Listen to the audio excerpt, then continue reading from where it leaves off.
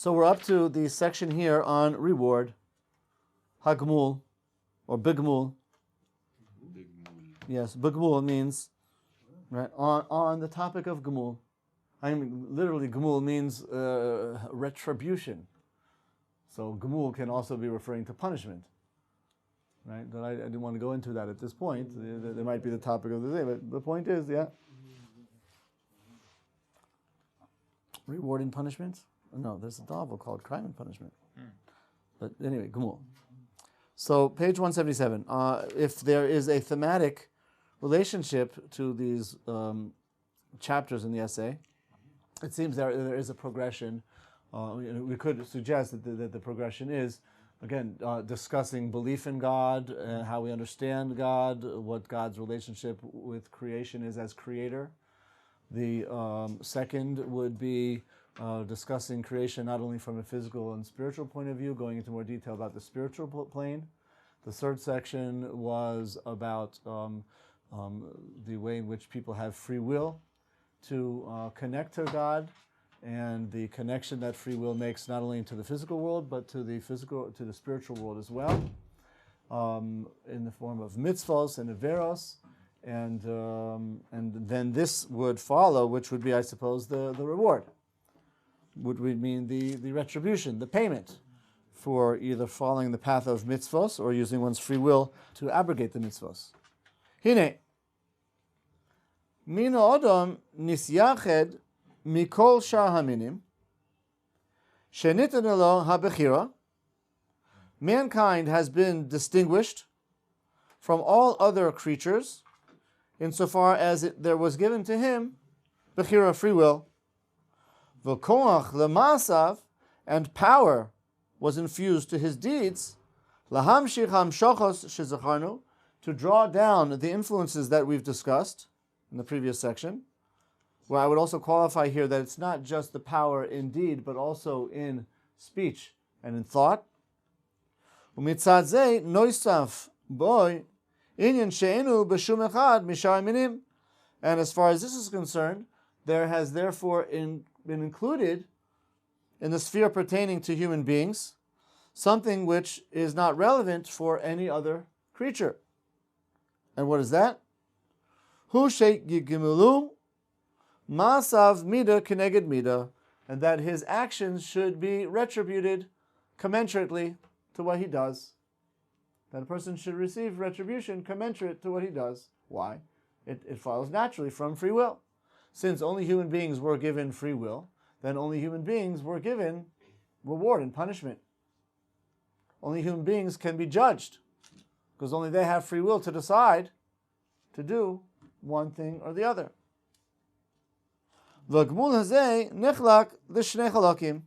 And this reward was divided into two parts. The one is in this world, and the other is in the world to come. What were you going to say, Mordechai? You were going to question something, no? No, just rules associating with the reward and punishment. But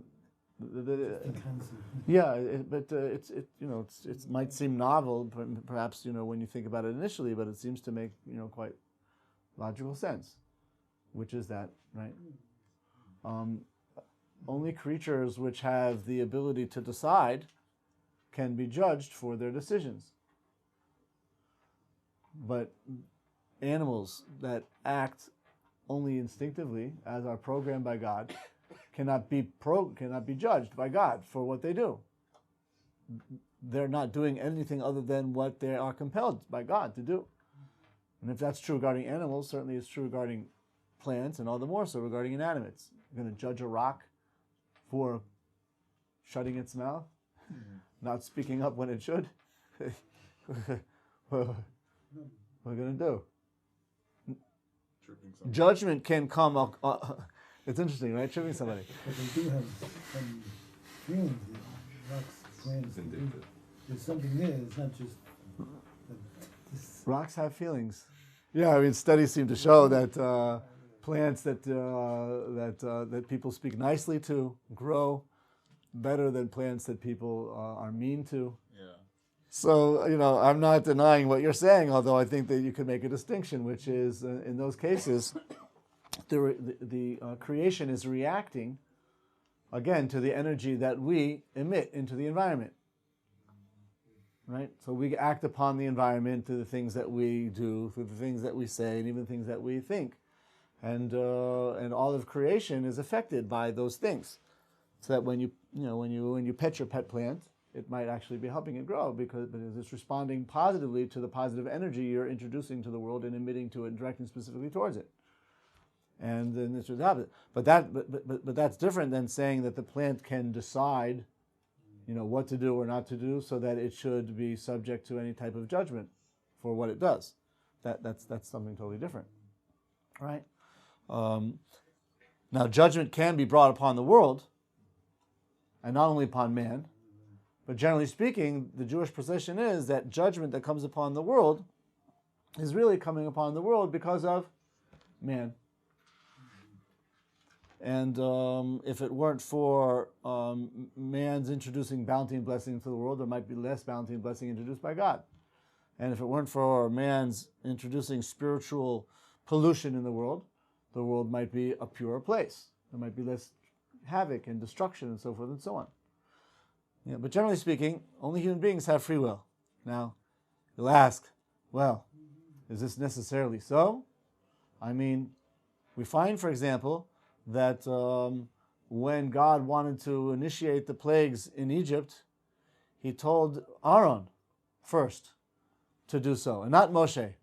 Why? Because Moshe was told not to initiate the plague associated with the making the Nile into blood, because the Nile saved Moshe. Or he should not initiate the plague bringing the what are they called? The locusts? Yeah, lice. Thank you. The lice because the earth accepted the body of the dead Egyptian, which buried him. Yeah? So implying that here you see the water and the sand, the earth were rewarded, right? In a way, they were. It seems you could argue they were rewarded, not to be acted upon by Moshe, because in the merit of their having saved him in these two instances. So you could argue that that's not necessarily true, because they're also, it's not necessarily that they're being rewarded. It was really a lesson that was being given to Moshe. You, Moshe, were saved by the water. You should not bring a plague upon the water. You, Moshe, were aided by the earth. You should not bring a plague upon the earth. It's not that the water or the earth is being rewarded, but rather Moshe is being inculcated into Moshe to have feelings of, what's the word I'm looking for? Not appreciation, but of course, a tov. Gratitude, thank you. Gratitude for things which are, even things which are inanimate. All the more so, a person should have gratitude towards other people for the things that they do for them. But if you push the point a bit further, as I can tell Justin wants to do, you can think of other sources which do seem to indicate that there are free will even in the inanimate. For example, after Adam sinned, we find that God cursed the earth. Oru ha'adama avarecha. The earth shall be cursed on account of you. So the Meforshim ask, what is it the earth's fault? What did the earth do wrong? If man sinned, so let man be cursed. But the earth has to be cursed because of man? Man could have been cursed so that he had to support himself through the sweat of his brow. Waking up at 5 o'clock in the morning so you can give people massages. Yeah? You got to work hard to make your buck. But the earth should be cursed and bring forth thistles and thorns? Because what's that all about? So Chazal explain. Yeah? I was going to say, just like last week's Parsha, where you take a vow or an oath and bring it upon yourself, you bring God's power into the world. And as we were speaking yesterday with commandments and Torah, we bring energies into the world that creates ripples. Right. That affects everything that's alive. Right. Not just us. So if we bring negative energy, whether or not we want to affect the world, because we've been imbued with this ability to have free will and to change the course of our energy. Okay. Oh, very good. We're going to affect the world. Okay, very good. So that when man sinned, he actually brought sin upon the world. Because that's a good point. I wanted to come back to that, but to go into this point a little more deeply, the question is, why was the earth specifically cursed? So the Midrash brings that when God commanded the earth to bring forth trees, God said, "Let the earth bring forth fruit trees bearing fruit." And the earth, we're told, brought forth trees bearing fruit. So the earth did what it was told, or didn't do what it was told? Did what it was told. Did what it was told? Did what it was told? He's a careful listener, or he's familiar with the idea. Yeah. God said, "Let the earth bring forth fruit trees bearing fruit." And the earth brought forth trees bearing fruit. Not fruit trees, but just trees. The Chazal note that God's intention was that the earth should bring forth fruit trees that bear fruit, where not only was the fruit edible, but even the tree itself was fruity. And the earth said, "That's no way of doing it, God. If you do it that way, people are going to eat the fruit and the tree, and ain't going to be no fruit. Ain't going to be no trees." So the earth brought forth trees, which were not edible, and only their fruit was edible, in order to preserve trees, and that they should continue to be able to give edible fruit. So we're told that the earth, in this way, actually rebelled against the command of God, implying that it has some free will. Yeah. And they tie this into why, when Adam sinned, God cursed the earth as well. What did the earth do wrong? The earth rebelled against God. God withheld the punishment on the earth until he was punishing Adam. When he punished Adam, he went ahead and punished the earth as well for having rebelled. Yeah? So you see from here the special connection between human beings and the world in general, and the earth in particular. Yeah? Like you're saying, not only in general, when we do wrong, we actually bring negativity in the world, which affects the world. Yeah? But God actually withheld the judgment on the earth itself until mankind was being judged. So that all of the judgment comes into the world because of mankind. In this specific instance, it sounds like the earth had some expression of free will. Yeah. What's going on there? What? I was going to say something different. Also, the earth was an accomplice to him. You find out by when a woman sleeps with animals, you have to kill the animal too. Because so how is the earth an accomplice here? Because of taking in the blood? What? No, that was regarding Cain and Abel, right? Cain and Hevel. In what way was the earth an accomplice? Of what? Of the chet of Adam and Rishon. By providing the fruit? You're right.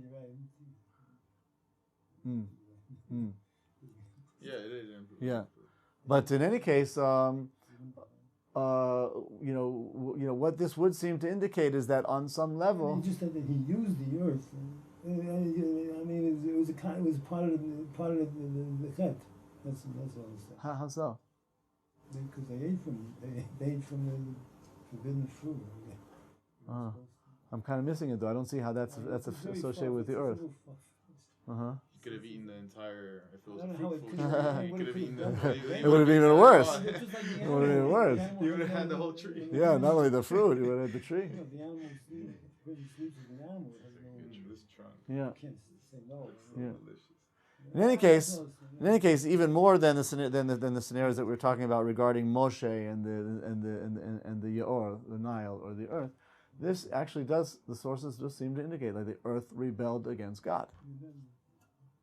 The earth rebelled against God, so that when man was since the earth was only created for man, once man was created, once man sinned, so God brought the punishment upon man and the earth.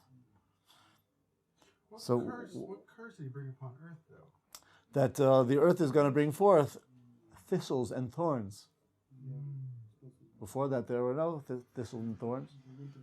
Everything, the earth was bountiful and blessing and fruitful and so on and so on. And this brings out waste and thorns and thistles, harmful things. Poison ivy. Poison ivy, yeah.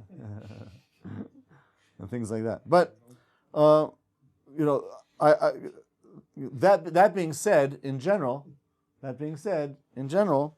only human beings have free will, and therefore only human beings are judged. That judgment can have an effect on the world as well.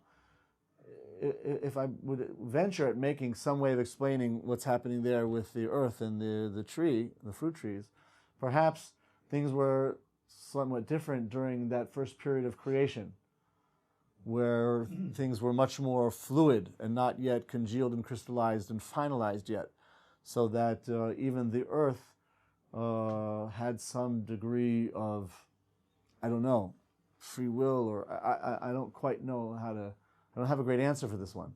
Yeah, we can think about it together or keep it open and try and explore answers as we grow. But man has to use the earth for himself. He has this is like a tool for him to, because Hashem didn't make it rain till man came on earth to pray for rain. Right.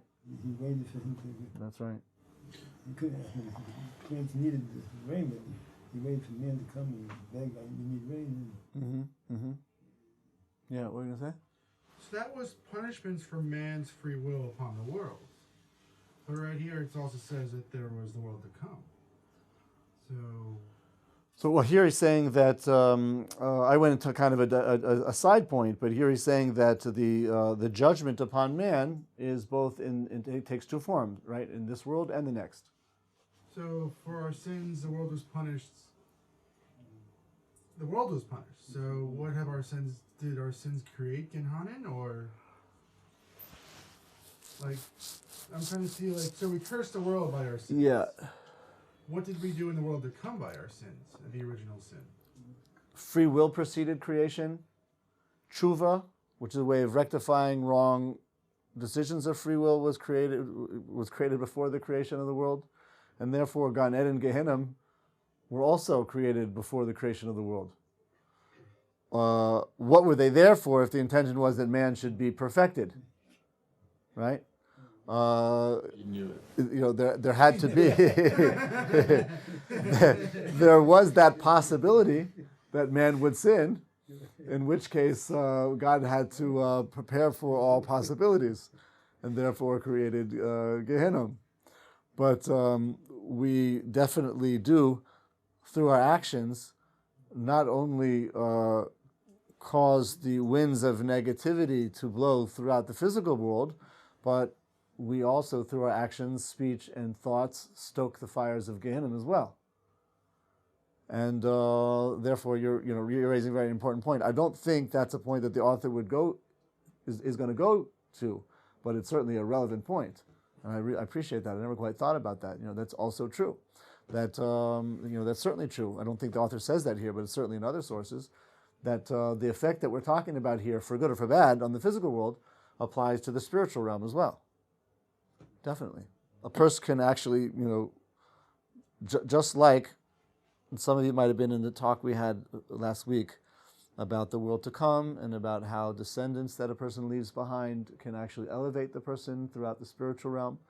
The truth said in the opposite as well, is that oftentimes a person can actually stoke the coals with which his very own ancestors are being purified, shall we say.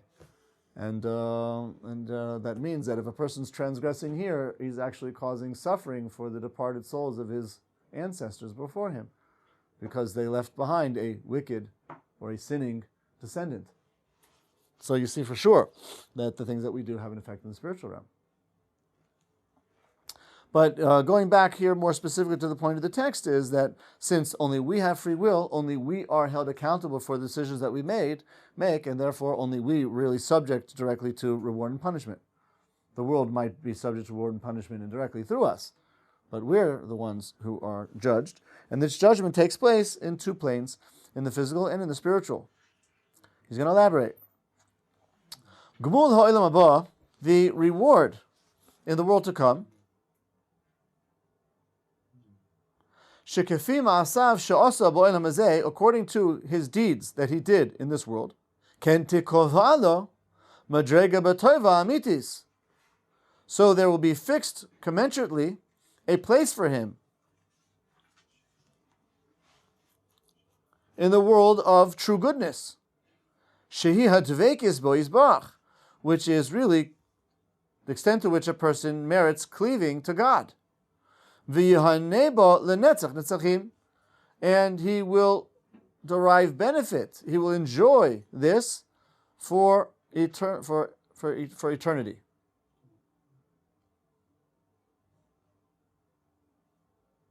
If he's talking about the world to come, which is the soul world, then that wouldn't seem to really be eternal, because that would at some point become the world to come, which would be the world of resurrection. Unless he just means in general.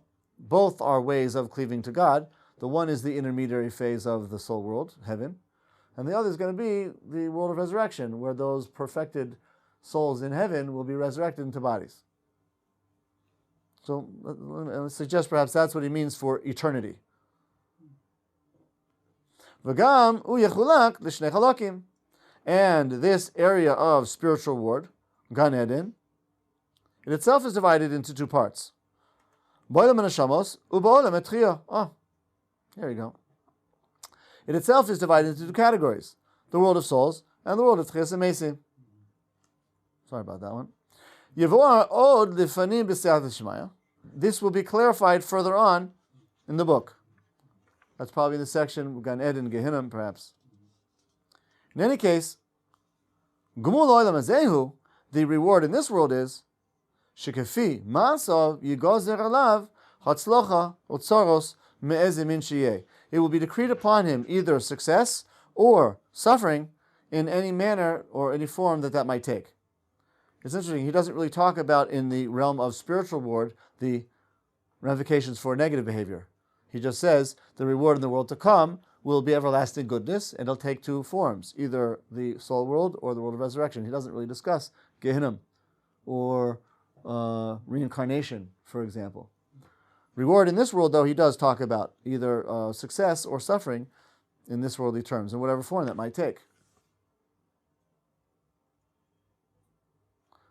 So, for example, if a person is either not living up to fulfilling what he's supposed to fulfill, or even worse, proactively transgressing against the things that he shouldn't be doing, not only is there going to be retribution for this in the spiritual world, there's going to be retribution in the physical world as well. You say, wow, look, there are plenty of people who are wicked, and they prosper. See how they prosper. They have money, they have houses, they have cars, they have women, right? They have all these wonderful things that people enjoy in life. But the truth is, right, if you were to stop that movie all of a sudden, and here's Mr. Success, frozen like that, with all of his money and all of his cars and all of his houses and all of his yachts and all of his women and all of his candy, and all of his rocks, yeah, all that stuff, yeah, and you look inside him right now. Is he happy? He's empty. More often than not, he's empty. He's so full of externalities that he's more often than not devoid of anything significant internally. That doesn't have to be the case, yeah? What's that? Very good, very good, very good, very good. Because he had the Torah. He had the Torah too. He also had all the luxuries. Yeah, so that's it. He had his cake and eat it too, right? Yeah, he got in trouble having 1,000 wives. If he had 999, he would have been okay. That 1,000 really. Yeah? So, and it's no coincidence that, all these people who represent for society success, the movie stars and the actors and the actresses and the musicians and all that stuff, they're drugged up and unhappy and suicidal. Poor Jewish girl, she went in English, who was her? What's her name? Yeah, Amy Winehouse. Yeah, poor, nice Jewish girl. Look where she ended up. Yeah, yeah. Makes you want to cry. Where these people, wind up. So who's to say that all of that success is reward? The truth is, it could be punishment, and that's what the Gemara says. The Gemara says that HaKadosh Baruch Hu gives the wicked all of this reward as a punishment for them. What kind of punishment? Aren't they having a grand old time? The answer is usually they're not. Usually they're not. And whatever pleasure they are deriving from it, it's depleting from whatever reward they would have gotten in the spiritual realm. So you see here that these people who have all of the success, what would be defined as success in this worldly terms, are generally not very happy. Generally not very happy. And whatever measure of happiness they have, like I said, it's basically pulling out of their spiritual bank account until they go in the red. Yeah? Whereas, as Chazal say, Ezu Sameach, Ezu Ashir, Asameach B'Chelko, who is one who is happy? Yes? Who is one, Ezu Ashir, Asameach B'Chelko, who is one who is truly wealthy? One who is happy with his portion. And you see plenty of people who don't have the greatest material portion in life, yeah? But they're happy. This guy who doesn't have a car, because he doesn't have money, because he doesn't really work that much, he spends a lot of time working, and he's schlepping bags on his back in order to bring the groceries home so they can have Shabbos together. He's schwitzing, and his body hurts, and he's tired, and he's run down, and he knows his kids need help with the homework, and his 3 kids have cavities, and 2 other kids have learning disabilities, and don't know how he's going to fill the cavities and fill the disabilities, and he doesn't have to buy all this stuff for Shabbos, he doesn't know how he's going to pay for it at the end of the month. So yeah, he's schlepping all of those packages, yeah, not just the food supplies, but all of those other packages on his back, okay? Yeah. Now, stop the film, okay? Yeah? What's going on inside? What's going on inside? He's happy. If you ask this guy, are you happy with life?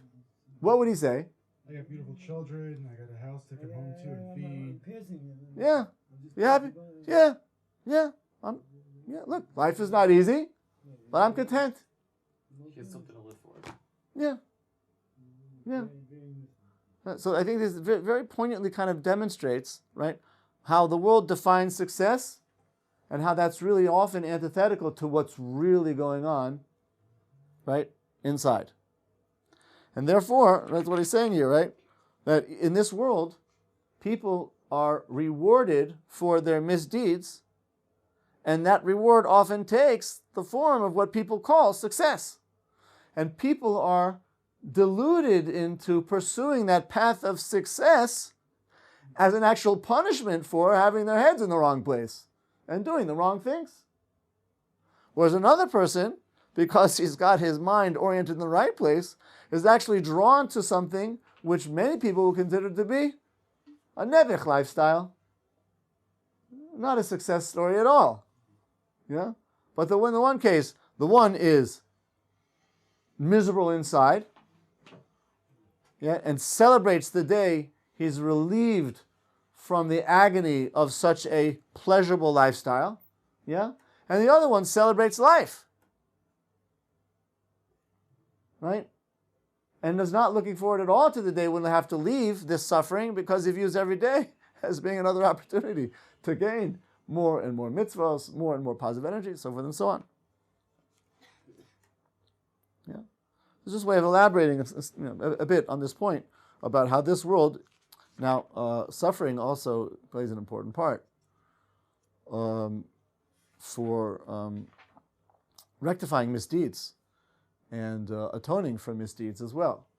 So that we say, Yisurim Mekaprim, Yisurim Mischaprim, that this Yisurim, the suffering that a person has, to actually bring a kapara on a person. I've told in the past, I'll retell the story now, of a person who went to a rabbi because he had great suffering. And he was suggested, maybe go to this rabbi and see if he can help. So the person went to the rabbi, and he was accepted into the rabbi's house by the rabbi's aide and told to wait a minute. The aide went and told the rabbi, so-and-so is here, he's complaining about suffering, the rabbi could help him. Yeah. So the rabbi prepared for him a special concoction of tea and said, here, I'll give him the tea. This will help. So he gave him some tea, and after a sip or two, he dozed off. And in his sleep, he saw himself coming before the heavenly court. And there was the tribunal, the judge, and they're judging him and saying, let's review your life. Yeah. So let's examine your misdeeds first. Look left, window opens, 18-wheelers lined up, full of packages of transgressions. And they start unloading onto the scale of iniquity. The scale goes way, way down. The guy's schwitzing. Let's examine your mitzvos, your good deeds, your positive energy. Opens up to the right, the window, a little U-Haul trailer. Beep, beep. Comes pulling up, unloads a few packages. It barely makes a dent with all the Averos. So at this point, the guy's like really in hot water. Oh my gosh, what am I going to do? So the judge says, well, Rabbi, what do you have to say for yourself? So he's dumbfounded. What he's going to say? These are the Averos and these are the mitzvahs. All of a sudden, the thought comes into his mind. Yes, Your Honor, but I've suffered. I've suffered a lot. Suffered, have you? That's worth considering. Open up the window of suffering.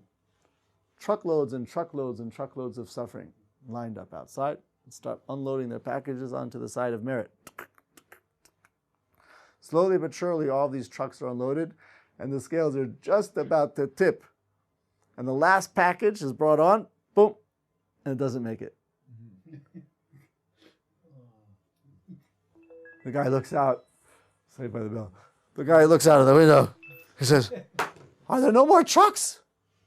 No more pekalach, no more boxes of suffering? Bring them on! More suffering! More suffering!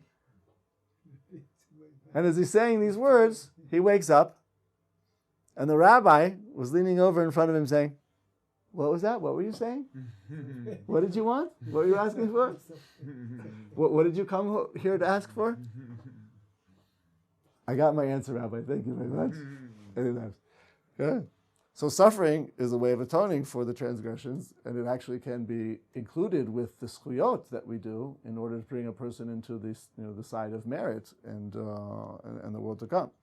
So according to this, therefore, a person is judged in the spiritual world and also in the physical world. And the judgment in the physical world take form of all different types of suffering that people have. And that suffering actually atones for the transgressions that he's done and can lean a person towards a schut, merit, instead of chova. Yeah, what were you going to say? I was going to ask, though, isn't suffering brought on by the energy you create? That's true.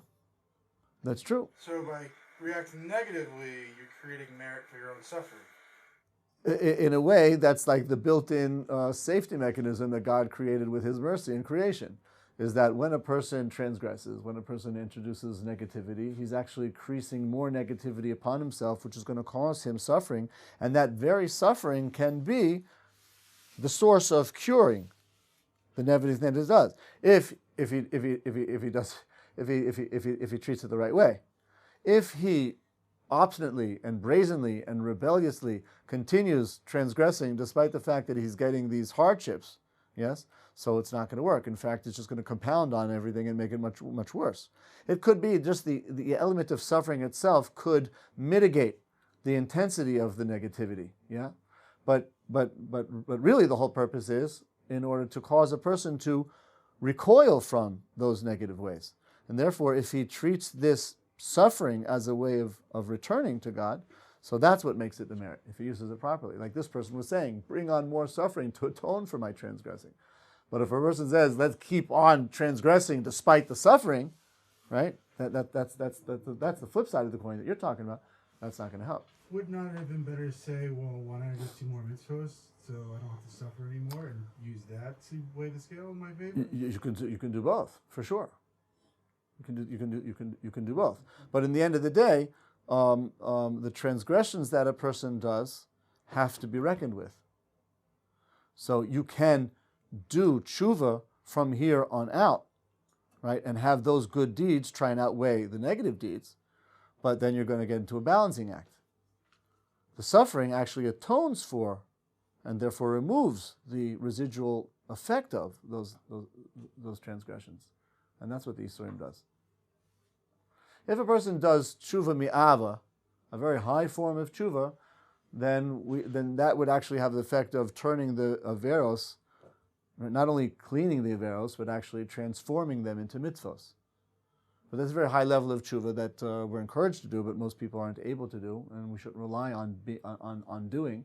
And therefore, a person shouldn't ask for isurim. But if he finds that he's suffering, he should actually have in mind that this suffering is for a reason, it's for my transgressions, and if I act accordingly, right? If I act accordingly, I actually have a much better way of being, let's say, of mitigating or erasing or eradicating those transgressions. Yeah. My mind's drawing a blank, but I want to get the thought out. Samson was a Nazir. Nazir. So he's bringing upon his own suffering, but yet he has to make tshuva in the end as a Nazir because you're sinning, but you're suffering for your sin. Is it kind of going along those lines? And that's why I'm not quite following that point. So Nazir, basically gives up. He's like refraining. Right? And that's a sin. In a way, right. But he's suffering for refraining. Because he's not able to enjoy that worldly... suffering because he's denying himself the pleasure, you mean? Right. Okay. So is that suffering outweighing the sin of denying? I think I see what you're saying. Yeah, I think I see what you're saying. And that's why it's a positive thing if you can be a Nazir for a certain amount of time. There is certain merit to being a Nazir, refraining from indulging. On the other hand, it has its prices, which is you're relating to the world in a way where, in order to deal with the dichotomy between spirituality and physicality, you are removing yourself from physicality. And that's really not the name of the game. The name of the game is to be engaged in physicality in a spiritual way. So maybe that's the point. On the one hand, the person is rewarded from refraining from indulgence, but when he does that, he's missing the point. The point is to elevate the spiritual world by using it, the physical world by using it properly, not to desist from engaging in it. If he needs to temporarily align himself by the extreme reaction of removing himself, he's got to know that ultimately that's not the ideal, and he has to be accountable for taking that approach or putting him into a situation where he's forced to take that approach in order to act normal. Yeah.